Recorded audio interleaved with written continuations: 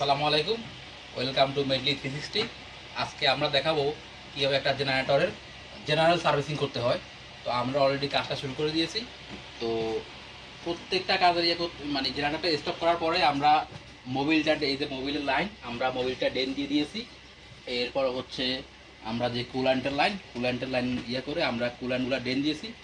এখন হচ্ছে আমরা যে ফিল্টারগুলো আছে, ফিল্টারগুলো অলরেডি আমরা খুলে ফেলছি। এখন এই যে ফিল্টার আছে, যে আমাদের আগের যে ফিল্টার, ওইটা আমরা অলরেডি করেছি, আর নতুন ফিল্টার আমরা এখানে লাগাচ্ছি।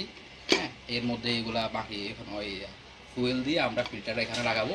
এরপরে বাকি কার্যক্রম আপনারা দেখতে পাবেন। এই হচ্ছে আমাদের ফুয়েল ফিল্টারের যে ক্যাবিনেট এটা আছে, এটা হচ্ছে ফুয়েল ফিল্টার আমরা এখানে ইনস্টল করবো। তো আপনারা দেখতে থাকুন ওয়ান বাই ওয়ান।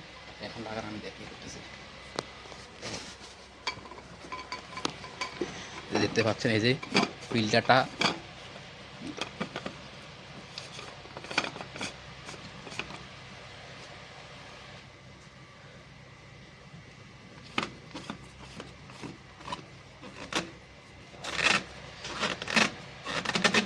ফিল্টারকে ভালো করে টাইট দিতে হয় যাতে করে ফিল্টারে কোনো রকম এয়ার গ্যাপ না থাকে, কারণ এয়ার গ্যাপ থাকলে ফিল্টার আবার দেখা গেছে জেনারেটর চালু হবে না।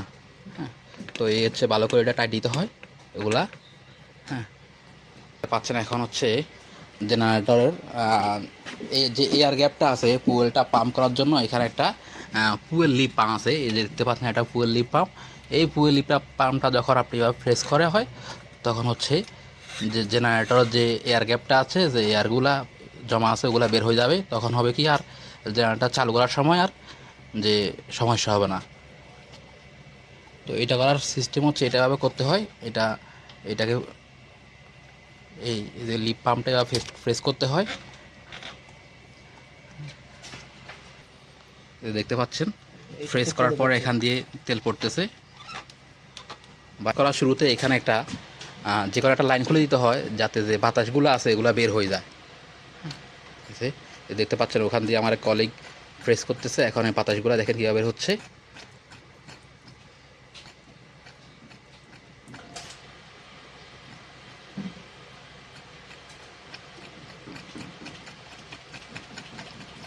এই যে এখনও বাতাসটা রয়ে গেছে। এই যে এখন ঠিক আছে। হ্যাঁ, ঠিক আছে, ঠিক আছে, ঠিক আছে।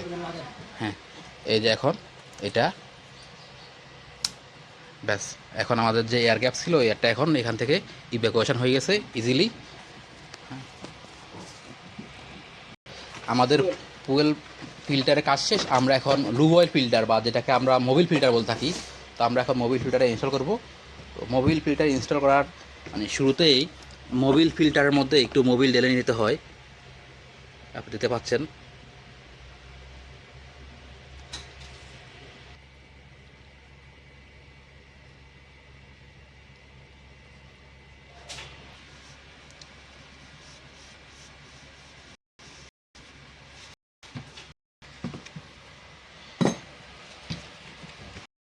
দেখতে পাচ্ছেন মোবিল ফিল্টারটা এখন লাগানো হচ্ছে।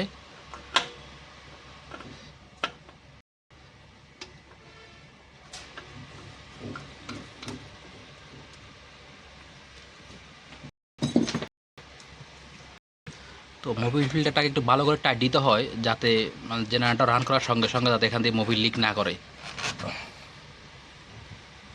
দেখতে পাচ্ছেন আপনারা।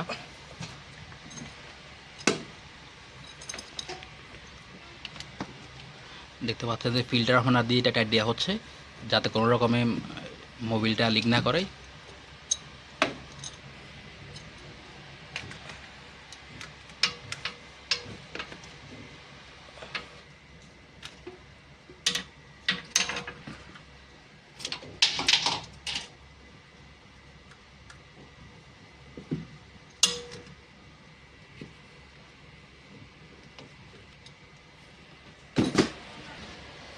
দেখতে পাচ্ছেন আমরা এয়ার ফিল্টারটা অলরেডি আমরা খুলে রেখেছি।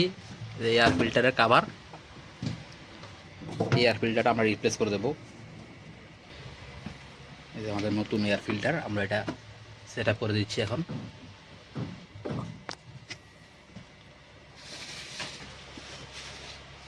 এই যে আমাদের শিমুল ভাই, এক্সপার্ট শিমুল ভাই কাজ করতেছে।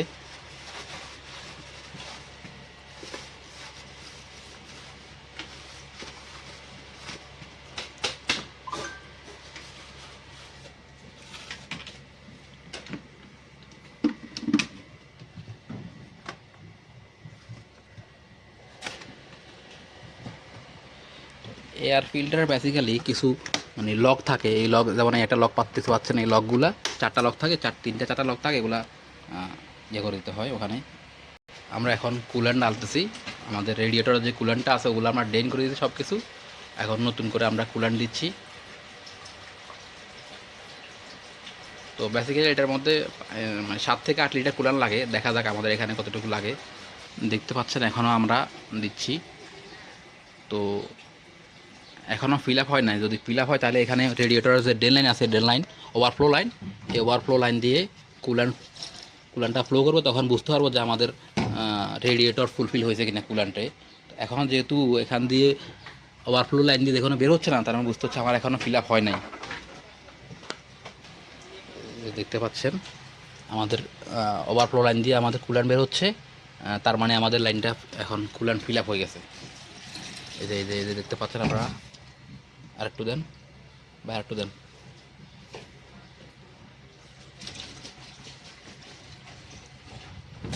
না, এখনো হয় নাই। দেখতে পাচ্ছেন আমাদের ওভারফ্লো লাইন হয়ে গেছে। আমাদের এখন কুলান্ট দেওয়া কমপ্লিট। কুলান্ট দেওয়ার পরে অবশ্যই যে ক্যাপটা আছে ওই ক্যাপটাকে সুন্দরভাবে লাগাইতে হবে, যাতে কোনো কারণে পানিটা বের না হয়ে যায়। মোটামুটি আমাদের সার্ভিসিং কাজ কমপ্লিট।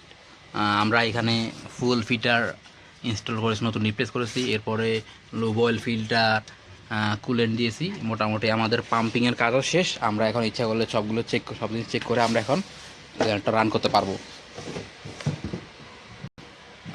আমাদের এখন মোবিলটা দিয়ে দিচ্ছি আমরা।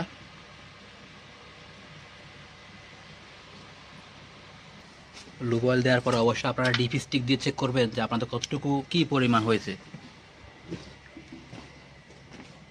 দেখতে পাচ্ছেন ডিপি স্টিক। আমরা ডিপি স্টিকটা এখন খুলবো, খুলে দেখবো যে আমাদের কতটুকু মোবিল ভিতরে দেওয়া হয়েছে। যদি এখনও দেখা যাচ্ছে না, আরও দেওয়া লাগবে মোবিল।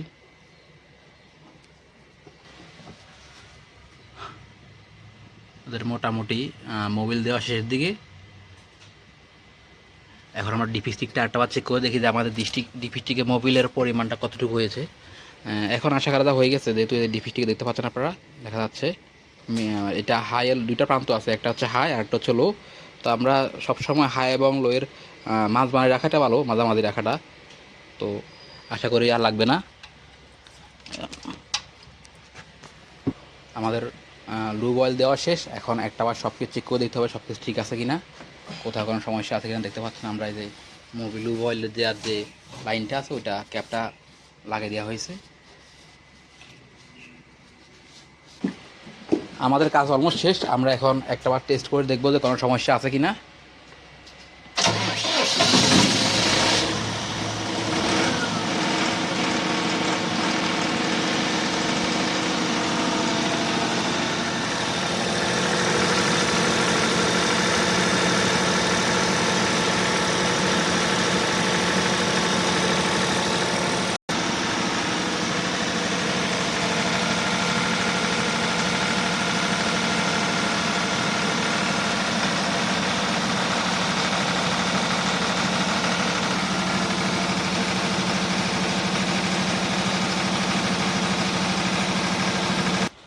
আমাদের কাজ অলমোস্ট শেষ।